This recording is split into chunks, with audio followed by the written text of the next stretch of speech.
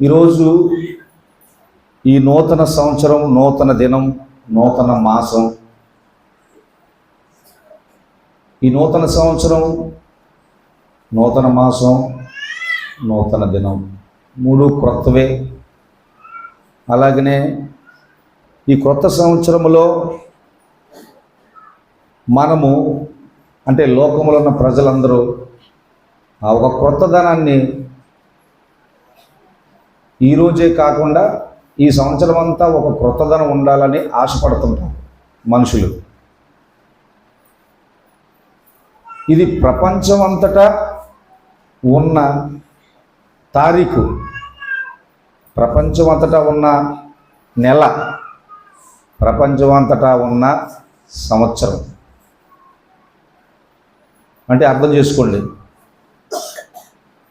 ఇది ఒక దేశానికి సంబంధించింది మాత్రం కాదు. ప్రపంచంలో ఉన్న అన్ని దేశాలకు సంబంధించిన నూతన వత్సరం, క్రొత్త సంవత్సరం. ఒక్కొక్క దేశంలో ఒక్కొక్క సాంప్రదాయాలు, పద్ధతులు, లెక్కలు ఉంటుంటాయి. అంతేకాకుండా ఈ విధానం అనగా జనవరి 2025 1వ తారీఖు అనే ఈ విధానం ప్రపంచం అంతటా ఉంటుంది. ఒక్కో దేశంలో ఒక్కోలా మారదు, ప్రపంచం అంతటా ఉంటుంది. అయితే మీకు చెప్పాను ఒకసారి 2 సార్లు, మీకు గుర్తుందో లేదో, ఈ లెక్కలు ఎలా వచ్చాయి, ఈ లెక్కలు ఎలా తెలిసాయి? యేసు ప్రభు వారు ఈ భూమి మీద మనుషుడుగా జన్మించడం వల్ల, యేసు ప్రభు వారు ఈ భూమి మీద మనుషుడుగా జన్మించడం వల్ల. ప్రియులారా, యేసుక్రీస్తు ప్రభు వారు భూమి మీద జన్మించిన లెక్కలు, అలాగే ఈ నెలలు, సంవత్సరాలు, ఇవన్నీ ఈరోజు మనుషులందరికీ ఉపయోగకరంగా ఉన్నాయి. ఒక పద్ధతిలో లోకాన్ని నడిపిస్తున్నాయి, ఒక పద్ధతిలో లోకాన్ని నడిపిస్తున్నాయి. అంటే అర్థం చేసుకోండి ఏ రకంగా ఉపయోగకరంగా ఉందో. యేసుక్రీస్తు జననము ఈ లోకానికి ఎంత ఉపయోగకరంగా ఉందో అర్థం చేసుకో. యేసుక్రీస్తు జననము చాలామందికి అర్థం కాక, మాకు కాదు, మా దేవుడు కాదు అనుకుంటూ అజ్ఞానంలో ఉన్నవారు కూడా ఉన్నారు. కానీ అందరికీ అర్థం అవ్వకపోయినా యేసుక్రీస్తు వారి యొక్క జననము ఈ లోకాన్ని ఒక క్రమబద్ధీకరణగా నడిపిస్తుంది, ఒక పద్ధతిలో నడిపిస్తుంది యేసుక్రీస్తు జననం. ఇలా లోకంలో ఉన్న వాటన్నిటి కోసం ఆలోచిస్తే కొలిది ప్రతి దానిలో కూడా ఒక లెక్క అనేది ఉంటుంది. ఆ లెక్కలు తెలియాలంటే యేసుక్రీస్తు ప్రభు వారి యొక్క జననం దగ్గరికి, బర్త్డే దగ్గరికి వెళ్ళాలి. అందరూ అక్కడి నుంచి లెక్కలు వేసుకుంటా వెళ్ళాలి. ఎందుకంటే అప్పటికి మనుషులకి నాగరికత లేదు. కాబట్టి లోకం క్రమబద్ధంగా నడవాలి అంటే ఒక పర్టికులర్ లెక్క, ఒక స్థిరమైన లెక్క ఉండాలి. ఎవరో కాదనడానికి అవకాశం లేని లెక్క ఉండాలి. ఆ లెక్క కావాలి అంటే యేసు ప్రభు దగ్గరికి రావాల్సిందే.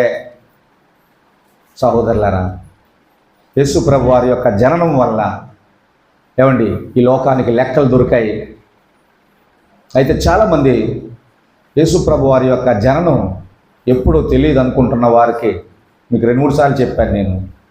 ఏమండి యేసు ప్రభు వారి దేవాలయంలో అడుగుపెట్టిన రోజు, యేసు ప్రభు వారి దేవాలయంలో అడుగుపెట్టిన రోజు, బాలుడిగా ఉన్నప్పుడు వారి తల్లిదండ్రులు యేసు ప్రభు వారు బాలుడైన యేసు ప్రభు వారి దేవాలయంలోకి ఏ రోజు తీసుకెళ్లారు?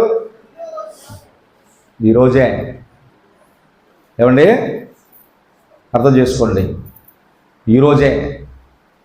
ఈ రోజుకి వెనక్కి 8 రోజులు. ఎప్పటికి? డిసెంబర్ 25కి. డిసెంబర్ 25 నుంచి ఈ రోజుకి 8 రోజులు. యేసుప్రభు వారిని మరియా యోసేపు ఇద్దరు బాలుడైన యేసుని తీసుకొని దేవాలయంలోకి అడుగుపెట్టిన రోజు ఈ రోజు. చప్పట్లు కొట్టి ప్రభువుని మహిమపరచండి. దేవునికి స్తోత్రం.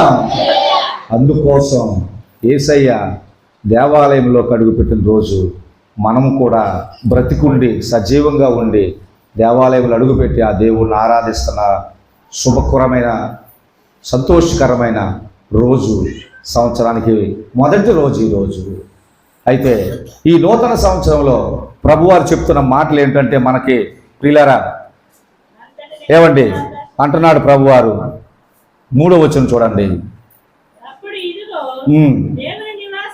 దేవుని నివాసము మనుషులతో కూడా ఉన్నది.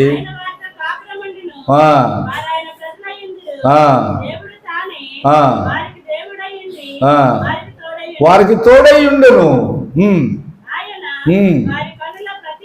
ఏ మనుషుడికైతే దేవుడు తోడై ఉన్నాడో ఆ మనుషుడి కోసం ఈ 4వ వచనంలో ఆయన వారి కన్నుల ప్రతి బాష్ప బిందువును తుడిచివేయును. దేవునికి స్తోత్రం. భయపడుతుంటాం, బాధపడుతుంటాం, ఏడుస్తుంటాం, దిక్కుమాలోలు మేము, ఒంటరి వారి మేము అని ఏడుస్తుంటారు చాలామంది మనుషులు. అర్థం చేసుకో, దేవుని మాట ఆలకించండి. ఎవరికైతే సృష్టికర్త యేసుక్రీస్తు ప్రభువారు తోడుగా ఉంటారో ఆ మనిషికి వస్తున్న కన్నీటి బాష్పబిందువులను ఆ ప్రభువారే నేను తుడుస్తాను అంటున్నారు. బాష్పబిందువు నేను తుడిచివేస్తాను. అలాగే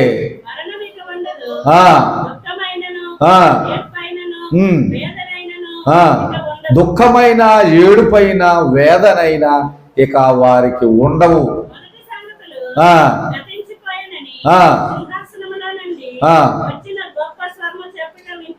మొదటి సంగతులు గతించిపోయాయి. మొదటి సంగతులు అంటే దుఃఖకరమైన సంగతులు, బాధకరమైన సంగతులు. సంగతులు అంటే తెలుసు కదా, జరిగిన సందర్భాలు. మొదటి సంగతులు జరిగిపోయి అంటే మొదట జరిగిన సందర్భాలు. భార్యాభర్తలు గొడవలు ఆడుకున్నారా? ఇక నుంచి మీరు గొడవలు ఆడుకోకూడదు. మొదటి సంగతులు జరిగిపోయాయి, గడిచిపోయాయి, గతించిపోయాయి. ఇక నుంచి మీరు భార్యాభర్తలుగా సంతోషంగా ఉండాలని దేవుడు మీ కన్నీటి బాష్ప బిందువులు తుడుస్తాను అని చెప్తున్నారు. దిక్కుమాల వారిని, ఒంటరి వారిని, అప్పుల వారిని, రోగాల వారిని, ఇల్లు లేని వారిని, చదువు లేని వారిని అని ఎవరెవరైతే బాధపడుతూ దుఃఖపడుతూ ఏడుస్తున్నారో ప్రభువారు చెప్తున్నారు, మీ కన్నీటి బాష్ప బిందువుల్ని నేను తుడుస్తాను. అయితే ప్రభువారు ఈ వాగ్దానం వారి పట్ల నెరవేర్చాలంటే ఏ మనిషి అయితే కన్నీటితో బ్రతుకుతున్నారో ఆ మనిషి ప్రభువుతో కలిసి జీవించాలి, బ్రతకాలి, నివసించాలి అని 3వ వచనంలో ఉంది. అని 3వ వచనంలో ఉంది. చూడండి, 3వ వచనంలో ఉంది. దేవుని నివాసము. దేవునికి స్తోత్రం. దేవుడు గుడిలో మాత్రమే ఉండిపోయేవాడు కాదు. మనం ఆరాధిస్తున్న దేవుడు. దేవుడికి వజ్రాల గుడి కట్టినా, బంగారపు గుడి కట్టినా దేవుడు గుడిలో మాత్రమే ఉండిపోయేవాడు కాదు. మనం ఆరాధిస్తున్న దేవుడు, మనకి నూతన సంవత్సరాన్ని ఇచ్చిన దేవుడు గుడిలో మాత్రమే ఉండిపోయేవాడు కాదని అర్థం చేసుకోండి సహోదరులారా. దేవుడు మనుషులమైన మనతో, మనం ఎక్కడుంటే అక్కడ, పాకలో ఉంటే పాకలో దేవుడు మనతో ఉంటాడు, మేడలో ఉంటే మేడలో దేవుడు మనతో ఉంటాడు, చెట్టు కింద మనం బ్రతుకుతుంటే చెట్టు కింద దేవుడు మనతో ఉంటాడని చెప్తున్నాడు ప్రభువారు ఆ 3వ వచనంలో. సహోదరులారా, ఇదిగో ఈ నూతన సంవత్సరం మొదటి రోజు దేవుని ఆరాధించాల్సి వచ్చిన సహోదరులారా, అర్థం చేసుకోండి, మనం ఎక్కడ నివసిస్తే అక్కడ మనతో ఉంటానంటున్నారు. అంత మంచి దేవుడు. మన కోసం అంతగా ఆలోచించే దేవుడు, మనల్ని కనికరించుతున్న దేవుడు, ఏమండి మనల్ని ఒంటరిగా విడిచిపెట్టేయాలని అనుకునే దేవుడు కాదు. దేవుని స్తోత్రం.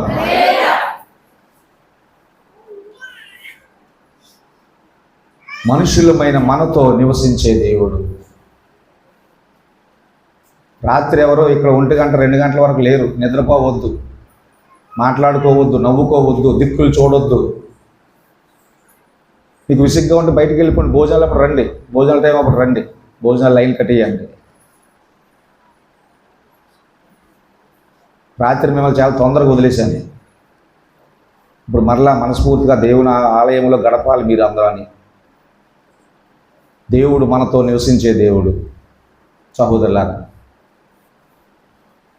మనిషి కోసం ఈ భూమిని సృష్టించిన దేవుడు, మనిషి కోసమే మనకు కనిపిస్తున్న విశ్వం అంతటిని చేసినవాడు, కనబడలేని సృష్టిని చేసినవాడు మన దేవుడు. అందుకే చెప్తున్నాడు, మీరు బాధపడొద్దు, మీరు భయపడొద్దు, దుఃఖపడొద్దు, ఏడవద్దు, నేను మిమ్మల్ని ఒంటరిగా విడిచిపెట్టేసేవాడిని కాదు, మీరు ఎక్కడ ఉంటే అక్కడ మీతో నేను ఉంటాను, ఎంతకాలం ఉంటే అంతకాలం మీతో నేను ఉంటాను, మీరు ఏ స్థితిలో ఉన్నా నేను మీతో ఉంటాను అని చెప్తున్నాడు. మనుషులతో నివాసం ఉండే దేవుడు. పిల్లరా, ఆ దేవుడికి హెచ్చు తగ్గులు లేవు. డబ్బులో కానీ, కులంలో కానీ, చదువులో కానీ, మేడలో కానీ, తెలివితేటలో కానీ హెచ్చు తగ్గులు లేవు. అందరి కోసం ఈ సృష్టిని చేశాడు. ఏమండి, అందరితో కలిసి నివసించాలనుకుంటున్న దేవుడు. దీనిలో ప్రభువుకే మాత్రం భేదం చూపించే ఆలోచన లేదని అర్థం చేసుకోండి. ఇక్కడ మనతో ఈ మాటలు వింటున్న వారందరితో ప్రభువు నివసిస్తానని చెప్తున్నారు. అందుకే మీ కన్నీటి బాష్ప బిందువుని నేను తుడిచివేస్తాను, దుఃఖమిక ఉండదు. 4వ వచనంలో ఏమండి, దుఃఖమిక ఉండదు, ఏడుపు ఉండదు, వేదన ఉండదు. దేవుడికి స్తోత్రం. దేవుడు ఏ మనిషిలో అయితే నివసిస్తాడో ఆ మనిషికి వేదన ఉండదు. దేవుడు ఏ మనిషితో అయితే నివసిస్తున్నాడో ఆ మనిషికి దుఃఖం ఉండదు. ఏ మనిషితో అయితే దేవుడు ఉండడో ఆ మనుష్యుడు దుఃఖముతో ఉంటాడు. మీకు అర్థమవుతుందా? డబ్బు ఉంటుంది, ఏడుపు ఉండదు అనుకోవద్దు. డబ్బున్నా ఏడుస్తుంటారు మనుషులు. మేడుంటే ఏడుపు ఉండదు అనుకోవద్దు, మేడున్నా ఏడుస్తుంటారు. అమ్మా నాన్న ఉంటే ఏడుపు ఉండదు అనుకోవద్దు. అమ్మా నాన్న, కులం, కుటుంబం, మనుషులందరూ మన చుట్టూ ఉన్నా ఏడుస్తూ ఉండవలసిన బ్రతుకులు ఉన్నాయి మనుషులకి. అయితే దేవుడు ఏ మనిషితో అయితే ఉంటాడో ఆ మనిషి దుఃఖం రాదు. ఆ మనిషికి వేదన రాదు. అర్థమవుతాయి దేవుని మాటలు? ఏ మనిషితో అయితే దేవుడు ఉంటాడో ఆ మనిషికి దుఃఖం రాదు, వేదన రాదు. విల్లరా, ఎందుకంటే దేవుడు నీతో ఉన్నాడు, దేవుడు నాతో ఉన్నాడు. దేవుడు నాతో ఉన్నప్పుడు డబ్బు అవసరం లేదు, మేడలు అవసరం లేదు, కుటుంబం అవసరం లేదు, కులం అవసరం లేదు. దేవుడే నాతో ఉన్నాడు. ఒకవేళ దేవుడు కాదు, నాకు మనుషులే కావాలనుకున్న వారు కూడా ఉన్నారు. మనుషులు ఉన్నారు వారికి, కానీ వారు ఏడుస్తున్నవారు, వారు దుఃఖపడుతున్నవారు. ఎంతమంది మనుషులున్నా ఆ మనిషికి వస్తున్న దుఃఖాన్ని వారి కుటుంబీకులు కానీ, కులం కానీ, మనుషులు కానీ ఎవరో తీసివేయలేరు. అవునా? మనమే అంటాం కదా,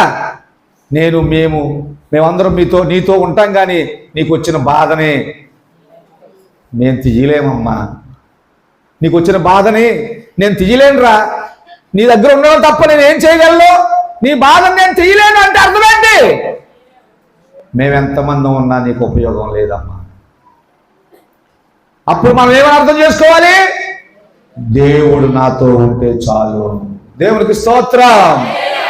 దేవుడు నాతో ఉంటే చాలని నువ్వు నమ్మాలి, మనం నమ్మాలి.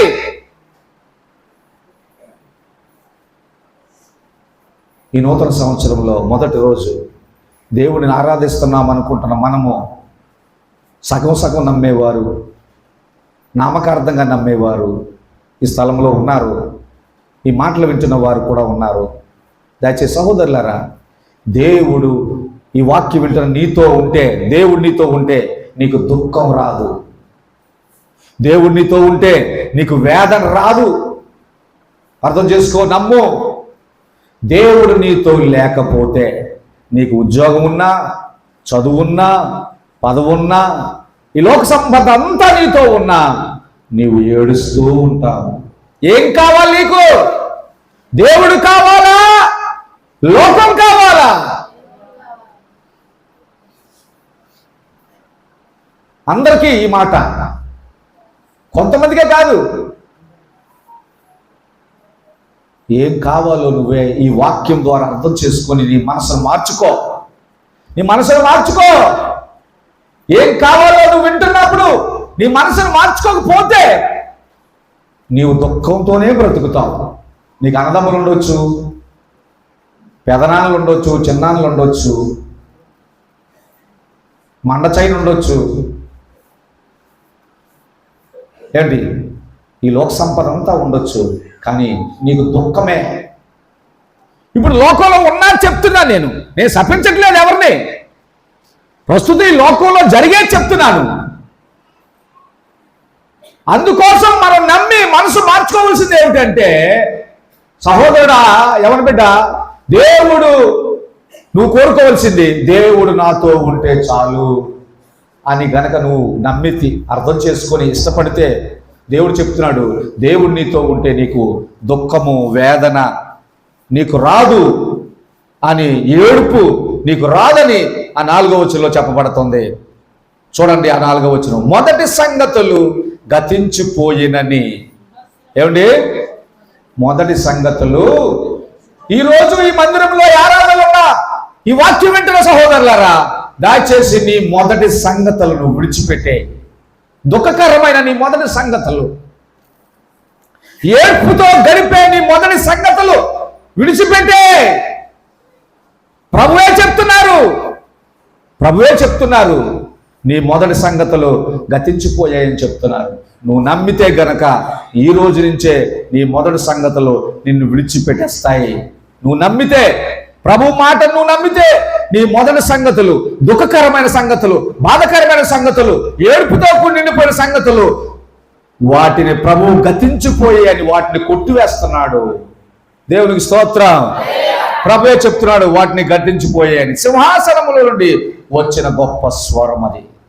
ఆ స్వరం ఎక్కడి నుంచి వచ్చింది అంటే, సింహాసనం, పరలోకములో సృష్టికర్త అయిన దేవుడు కూర్చునే సింహాసనంలోంచి వచ్చిన మాట అది. నీ మొదటి సంగతులు గతించిపోయాయి, నీకు దుఃఖం ఉండదు, నీకు వేదన ఉండదు, ఏడుపు ఉండదు, నేను నీతోనే నివసిస్తాను ఇక నుంచి అని సింహాసనంలోంచి వచ్చి చెప్పిన మాట అది. దేవునికి స్తోత్రం. చూడండి 5వ వచనంలోకి వెళ్తే, ఇదంతా జరుగుతూ ఉండగా అందులోనే అప్పుడు సింహాసనాసీనుడై ఉన్నవాడు. ఒక్క నిమిషం ఆగండి. ఇప్పుడు వరకు మనం విన్న మాటలన్నీ సింహాసనంలోంచి వచ్చాయి. ఇప్పుడు మనం వినబోయే మాట సింహాసనం మీద కూర్చున్నవాడు మాట్లాడే మాట. చదవండి. ఇదిగో సమస్తము, చాలు, సమస్తము నూతనమైనవిగా చేయుచున్నానని సింహాసనం మీద కూర్చున్న దేవాది దేవుడు మాట్లాడుతున్న మాట. సమస్తము నూతనమైనగా చేయుచున్నానని చెప్పాను. బాగుంది కదా ఈ మాట? ఇప్పుడు వరకు విన్న మాటలన్నీ బాగున్నాయి కదా. ఇప్పుడు తర్వాత మాట చూడండి. ఈ మాటలు నమ్మకమును నిజమునై ఉన్నవి గనుక రాయమని. ఇదెందుకు మరలా ఈ మాట ఎందుకు? అనేక సంవత్సరాల నుంచి దేవుని మాటలు వింటున్న మనుషులు దేవుడి మాటలు నమ్మట్లేదు. మనమే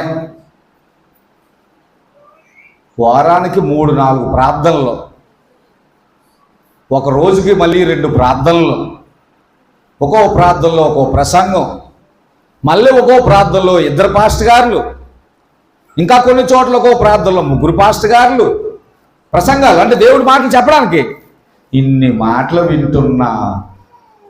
వినే మనుషులు వింటున్న మాటలు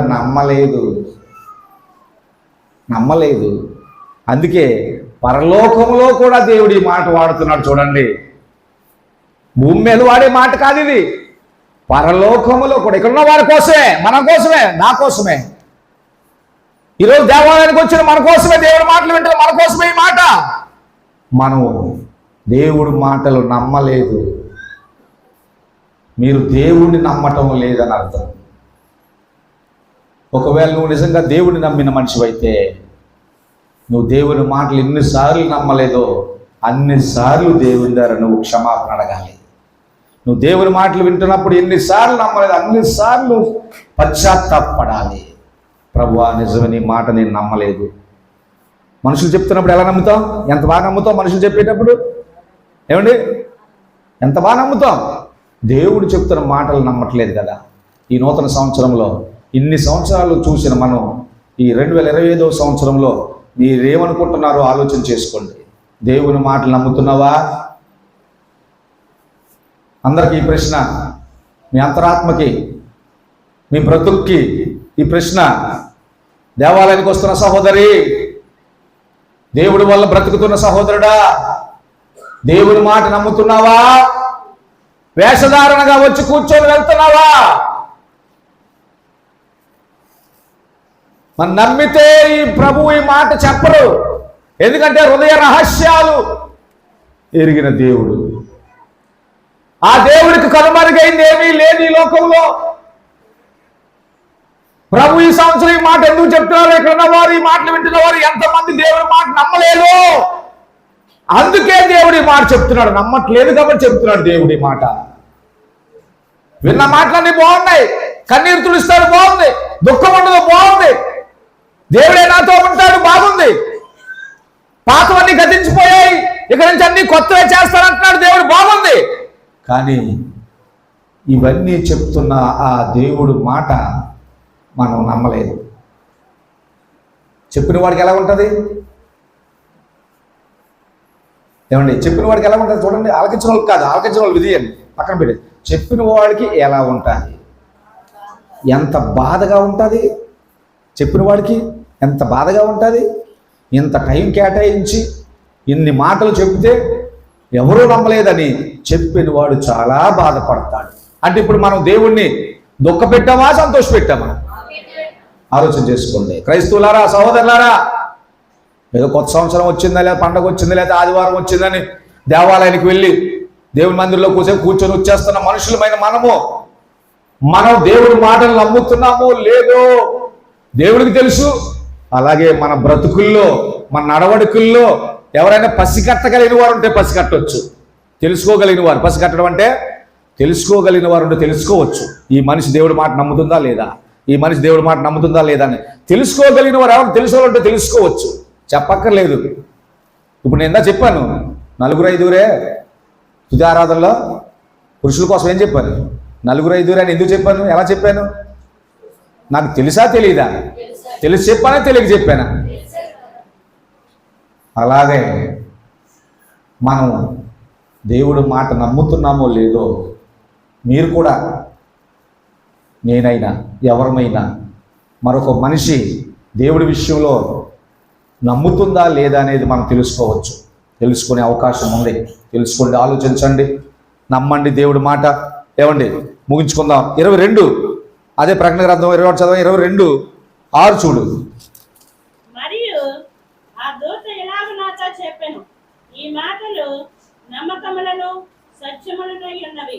ప్రవక్తల ఆత్మలను దేవుడగు ప్రభువు త్వరలో సంభవింపబోవలసిన వాటిని తన దాసులకు చూపుటకై తన దూతను పంపెను. దేవుని మాటలు నమ్మవలసినవై ఉన్నాయి. చూస్తున్నారా వాక్యాన్ని? ఈ మాటలు నమ్మకములను సత్యములై ఉన్నాయి. ఎందుకు అంటే ప్రవక్తల ఆత్మలకు దేవుడగు ప్రభువు త్వరలో సంభవింపవలసిన వాటిని తన దాసులకు చూపిస్తున్నాడు. ఎందుకు నమ్మాలి అంటే, దేవుని సేవకుడితో దేవుని ఆత్మ ఉన్నది అని వాక్యంలో కనిపిస్తుంది. సొంత మాట ఏం కాదు.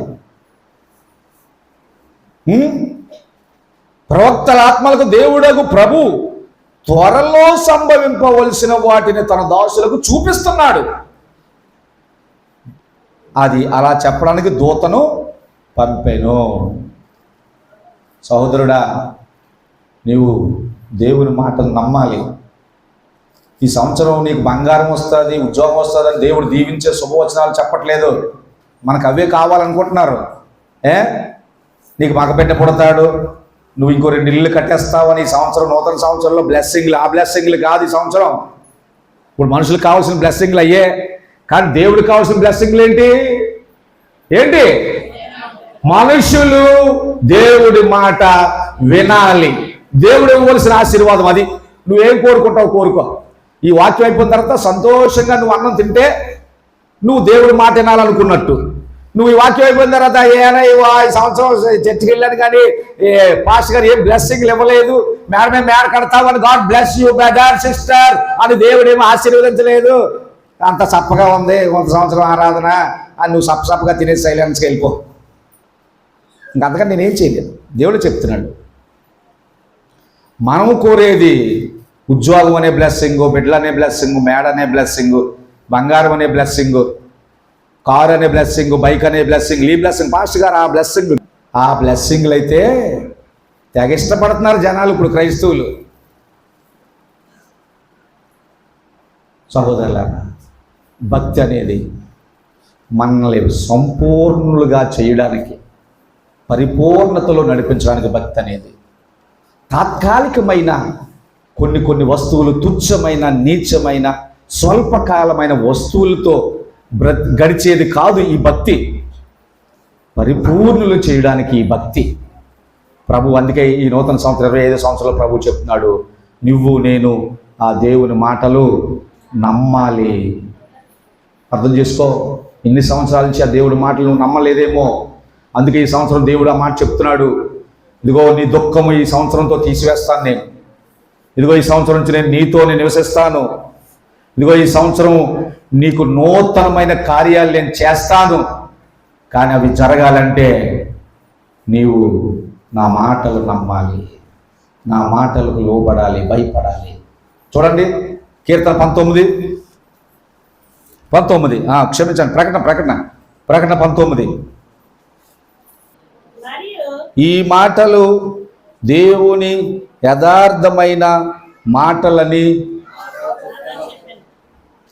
19:9 ప్రకటన 19:9లో అంటే మీకు కొంచెం బలపడ్డానికి దేవుడు ఇన్నిసార్లు పదే మనుషులకు ఎందుకు చెప్పాల్సి వస్తుంది అంటే మనుషులు నమ్మట్లేదు. ఇక్కడ గొర్రెపిల్ల వివాహ మహోత్సవం కోసం చెప్తున్నప్పుడు దేవుడు చెప్తున్నాడు, అక్కడ కూడా ఈ మాట వాడుతున్నాడు. దేవుడు ఈ మాటని. ఏమండి, ఈ మాటలు యథార్థమైనవి. ఈ మాటలు దేవుని యథార్థమైన మాటలు. దయచేసి దేవుని యథార్థమైన మాటలు చెప్పే సేవకుడు కూడా యథార్థంగా ఉండాలి. వినేవారే యథార్థంగా ఉండాలని ఏం కాదు బైబిల్ చెప్పేది, అలా చెప్పట్లేదు బైబిల్. వినేవారే యథార్థంగా ఉండాలి, నమ్మాలి, వినాలి, లోబడాలని బైబిల్ చెప్పట్లేదు. ప్రవక్త కూడా యథార్థంగా ఉండాలి, దేవుని మాట నమ్మాలి, దేవుని మాటకు లోబడాలని దేవుడు చెప్తున్నాడు ప్రవక్తకి, విశ్వాసికి, భక్తుడికి కూడా. ఈ నూతన సంవత్సరంలో మనము దేవుని మాటలు యథార్థమైనవని నమ్మాలి. ఈ ఒక్కరోజే కాదు, ఈ ఒక్క ఆరాధనలోనే కాదు, మన జీవితం అంతా దేవుని మాటలు వింటున్నప్పుడు ఇవి యథార్థమైనవి దేవుని మాటలు. ఇవి ఏమంటున్నాడు దేవుడు అంటే, దేవుడు నీతో నేను ఉంటానంటున్నాడు, నీ దుఃఖాన్ని నేను తీసివేస్తానంటున్నాడు, నీ బ్రతుకులో కార్యములన్నీ నూతన పరుస్తాను, నూతన పరుస్తాను, నూతనమైనవిగా చేస్తాను అని చెప్తున్నాడు. ప్రభు రెండోసారి భూమి మీద రెండోసారి త్వరగా రాబోతున్నాడు. ఆ ప్రభు రాకడకు సిద్ధపడదాం.